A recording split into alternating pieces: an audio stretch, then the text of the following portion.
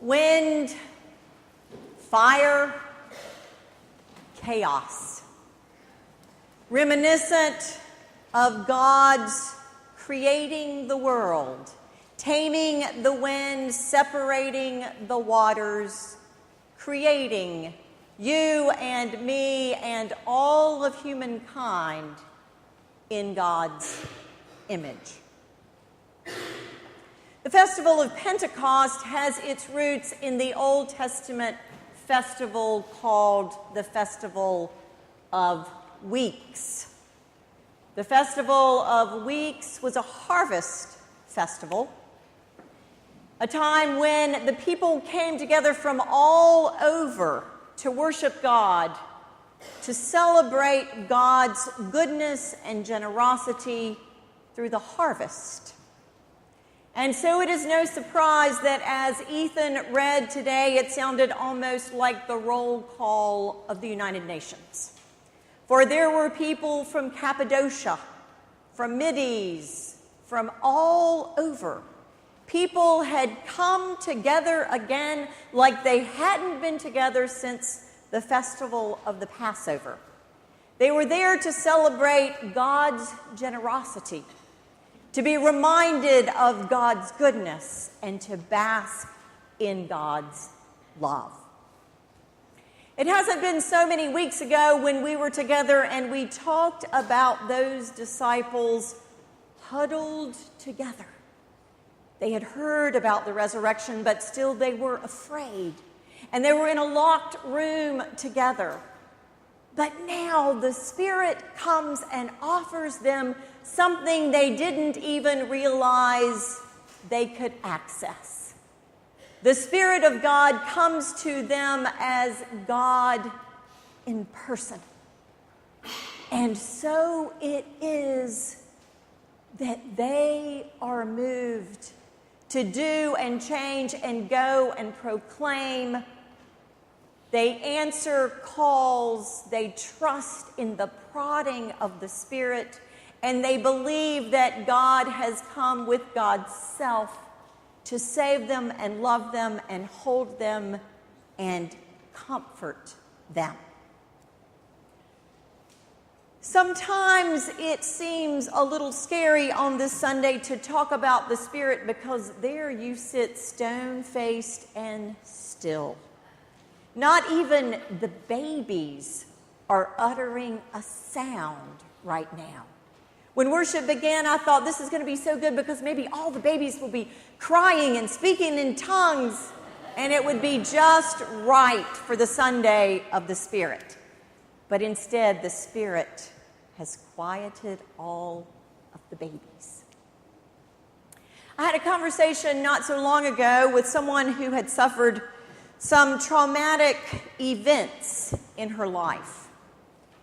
In reflecting upon those events, she said this: "What I have learned is that the Spirit is always with me. There is never a time when I am far from the Spirit, and never a time when God leaves me alone. But," she said, "I have also learned I need to pay attention. I need to pay attention. And when I do that, I see the Spirit at work." Our lives are busy. You're already thinking about the next thing you have to do, because we have places to go, tasks to perform, responsibilities. It's hard to pay attention. Sometimes we forget whose we are. Sometimes we forget that just as Julie and Claire was today, we have been here. We have been to this place where another congregation said to us, "I will be faithful to you. I will love you and teach you. Sometimes we forget that in these same waters, God said, I love you, and I will never let you go. We forget to pay attention to how God continues to be at work, not only in our own lives, but in the life of our congregation, in the life of God's people everywhere. And on this Sunday, we are reminded not only by water, but also by bread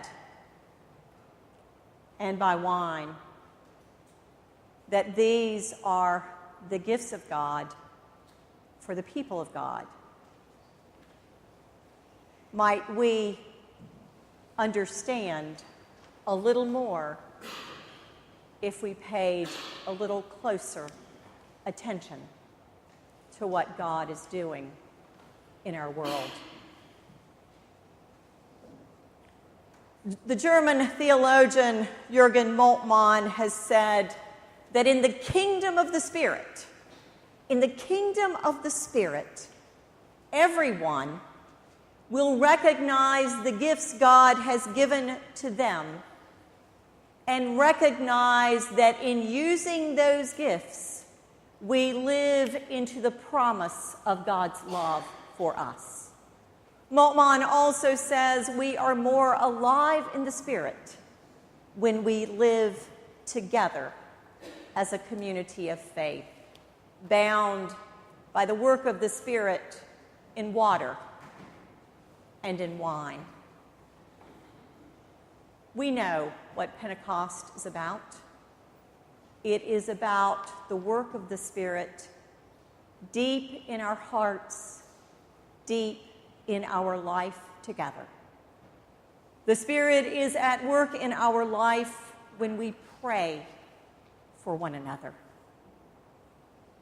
when we see the healing touch of God in the life of another. We know the Spirit is at work when people come and visit us and find God here. I ask you, in this season, on this day, and as you go forward, to remember to pay attention, to look for the work of God all around us, not just in this place, but wherever we go, God has gone before us, preparing a way that we may serve, that we may be comforters and prodders and carers and prayers in all the places where God calls us. Wind and fire and chaos and simply listening.